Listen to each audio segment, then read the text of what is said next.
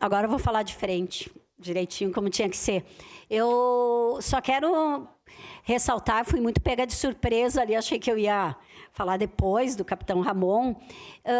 Isso, né, que a gente também sempre fala, é muito importante nós homenagearmos as escolas, valorizarmos as comunidades, valorizarmos aquilo que é feito no bairro, na comunidade, na cidade. Mas também é importante a gente dizer aqui o quanto a comunidade escolar, enquanto a direção, as professoras, os professores, os estudantes fazem as escolas. E a gente, aqui eu falo como professora, a gente faz muito mais do que é a nossa função e muito mais do que é permitido dentro das condições que a gente tem.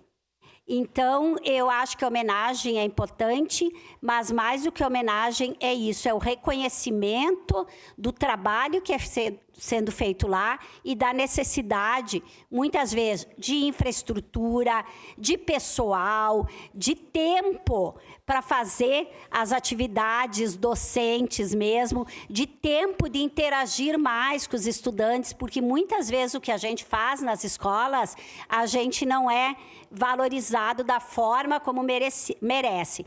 E aí, quando eu falo o corpo docente, eu não falo só de professores, direção, eu falo também da comunidade, das merendeiras, da higienizadora.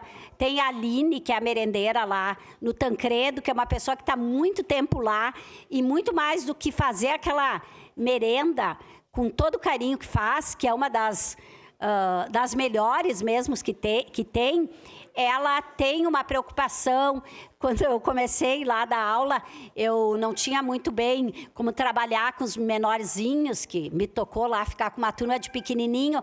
Ela me ajudou muito, então, como trabalhar a questão do alimento, como uma questão educativa. Então, tudo isso é a valorização. E tudo isso é muito mais do que esse prédio que está sendo comemorado agora em 40 anos. É a história viva daquela escola e da comunidade. Então, mais uma vez, parabéns ao Tancredo e à região norte, a nossa cidade, por 40 anos de vida e muito mais vida a essa escola. Obrigada.